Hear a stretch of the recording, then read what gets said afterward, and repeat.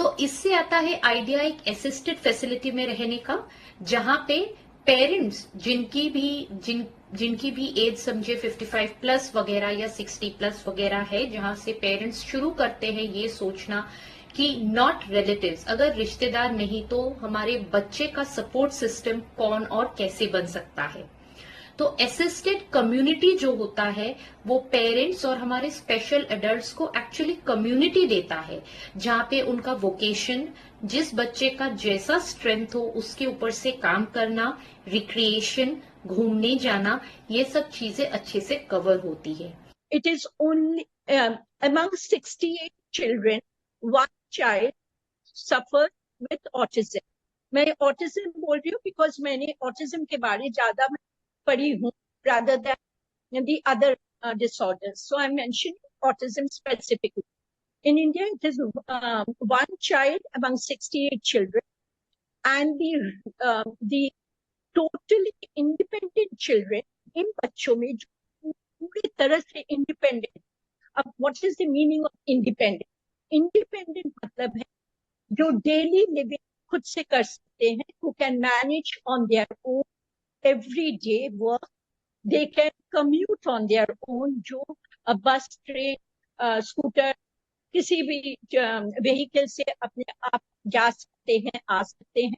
Third, they have good communication skills.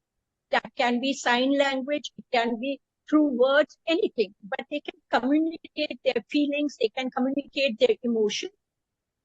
Next is they are doing some job which may not be become incapable of taking care, उम्र के साथ नहीं देखभाल कर सकते, तो ये बच्चे को धीरे धीरे हॉस्टल में ट्रांजिट किया जाता है। There is a transition happening.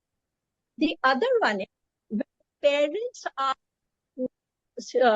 have taken a house on rent, one apartment on rent, and their 5 or 6 children or nursing home, ये facilities के पास, so that रात को 12 बजे 1 बजे कहीं convulsion, कहीं the committee or the trust should be able to take that or rush that child to a hospital for immediate medical.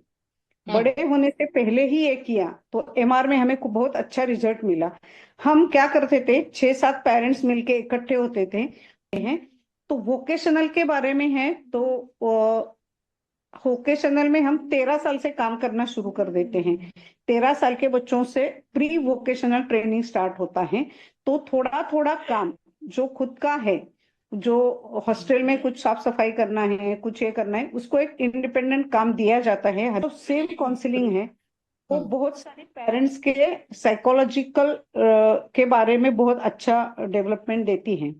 Residential की जरूरत तो है ही, क्योंकि हर एक पेरेंट्स के घर में कोई ना कोई प्रॉब्लम होता है। हमारा एज बढ़ता है, हमारी ताकत कम हो जाती है, बच्चों की ताकत, उसका एज बढ़ता है, उसकी ताकत भी बढ़ जाती है।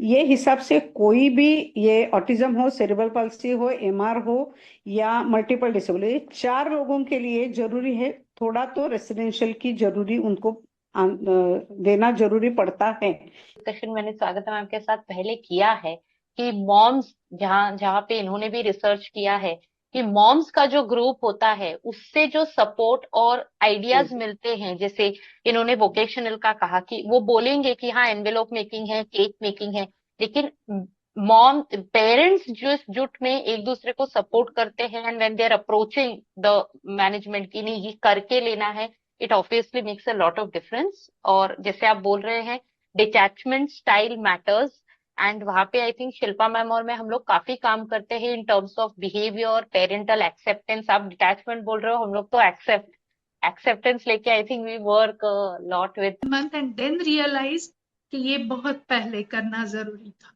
सो I would suggest if parents are there, तो अगर ऐसे सजेशंस आए थेरेपिस्ट से तो they should not delay it. ठीक है, एक्सेप्टेंस में टाइम लगेगा, but it should not be more than 2 or 3 months. It should not be 6 years. Changes ये बच्चे में as he became adult ये दिखाई देने शुरू हुए, and it was very difficult to find new caregivers. So बाद में both the parents are not there now. उसकी sisters caretakers ढूंढ के रखती हैं. He wants to stay in his own house. He doesn't want to shift to hostel. So बच्चे की खुद की सोच भी डेवलप हो जाती है.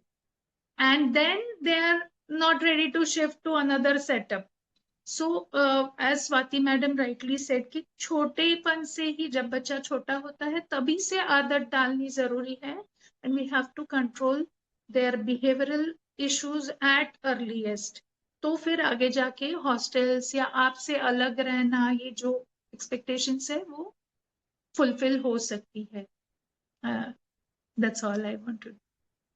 Thank you so much. Really, ma'am, I thought you'll have more to share.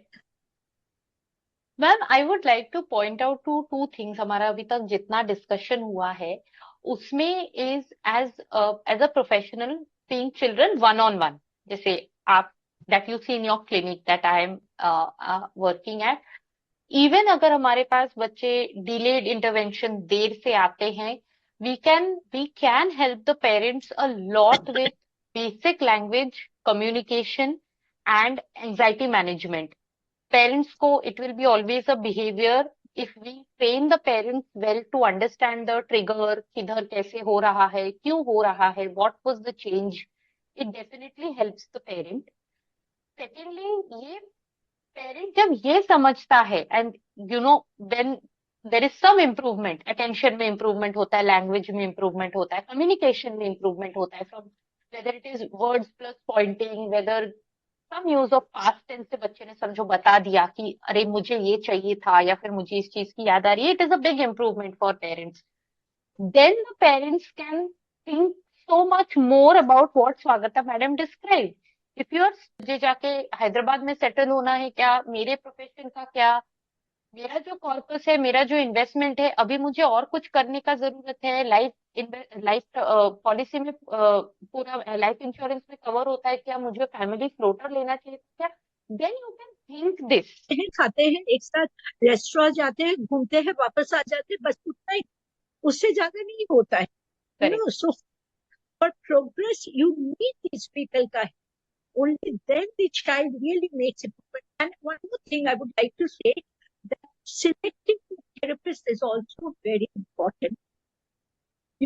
Therapy centers. So if at all I go sometime, I'd gone on my way to Goa, I'll meet you. I'll be happy to meet you.